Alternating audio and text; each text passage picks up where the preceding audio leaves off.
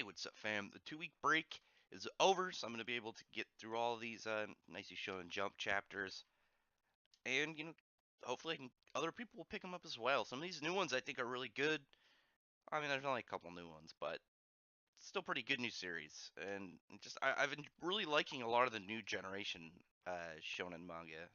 And I don't think there's been really any that I don't really dislike. I think the only one that I don't really care for is that Neolation. I didn't think it was bad. I just didn't really care about some computer hacking manga. Anyway, the first half of this one was of Warden Higuma. It, I mean, the beginning was kind of expected. They're just explaining what life force was. I don't think many people need to have a deep explanation of what it is. It was just kind of they're still getting the basics out of the way, explaining their world and stuff. The thing I thought was kind of cool is that they explained that the reason that these escapees from hell needed to steal life forces because if they run out, they just get pulled back into hell, which is kind of interesting. I wonder how long it'll be until we actually see a point of that.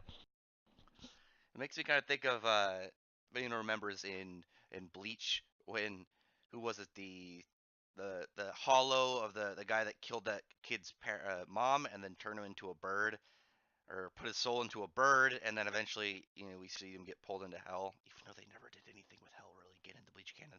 But still pretty interesting. But this part I thought was kind of cool when it came back to it because of the bird guy.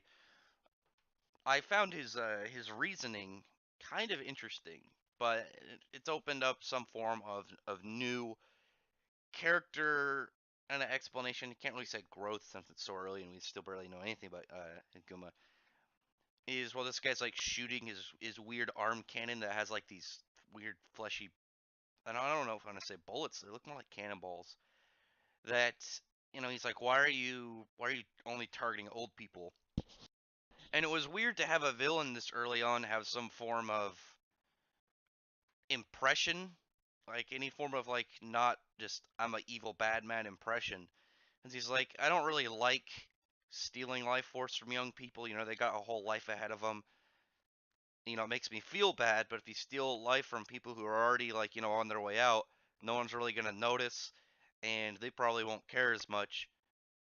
So I thought that was a little interesting because he's just like, I don't, even though he's got to do it, like it was weird to see this villain just have some form of morality. Usually that's when like you wait for a couple arcs in and then try and add for a more, I would say more standout villain. I doubt this guy's gonna really be standout in the overall picture, but that little bit early on was I thought was pretty interesting. But that's gonna be something that expands on Higuma's character because clearly, just looking at the panel, even though you don't see much of it, as well as the response of that little kid wanting your grandma to be rescued, definitely is hitting him in personal areas. You can tell just by the expressions on him in this chapter.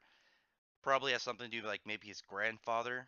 I don't know. Maybe we'll see some elderly person in his story that was lost, and he's got a lot of pent up rage against the events. He had a lot of emotional trauma, which I thought was. I think that's pretty cool to get some of that early on. But we have what is her name? Ayaha. I can't remember her name yet. She's getting her reveal of she got her powers in, was it chapter 1 or chapter 2? I don't remember which one exactly. And it's being, now she knows she can get this Hellblade. Doesn't hurt people, it just hurts the spirit. So she's like, her and the dude are just going around slashing the Sudama, like the little fodder spirits outside of all these old people.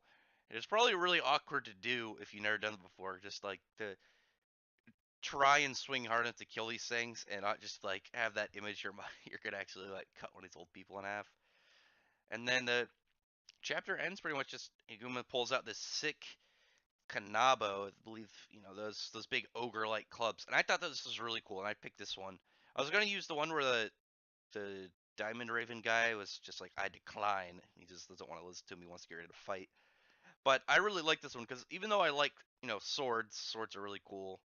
It's interesting to see a main character use a different weapon because usually it's something like sword or spear. You don't see a lot of clubs or like hammers or axes, just blunt weapons like that. It's really cool.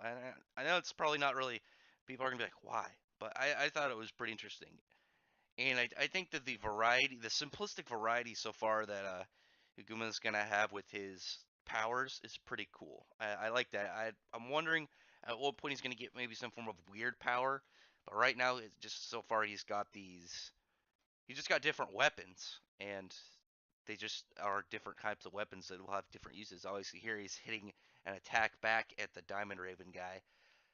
So good chapter. Nothing stand out, but definitely some interesting stuff in there. We're like I said, we're pretty early on in the manga. We're still figuring out stuff about Guma's characters, his job, like maybe more specifics, and getting the beginning details. Obviously, we're only, like I said, 4 chapters in, but check this series out if you haven't. It's pretty good. It's pretty nice so far. And I don't have a ton to say about it. I thought there was some nice character reveal. There was some nice actual morality towards the villain. I thought was nice. I'm wondering if this is gonna, if he'll be a one-off villain, or if he might actually have some form of lasting presence in the series. I don't know. We'll find out. Other than that, drop a comment below on what you think about this series and what you think about this chapter, and like the video. And hopefully I can get you to subscribe to the channel. But other than that, thank you very much for listening, and everyone who's already subscribed. Bye.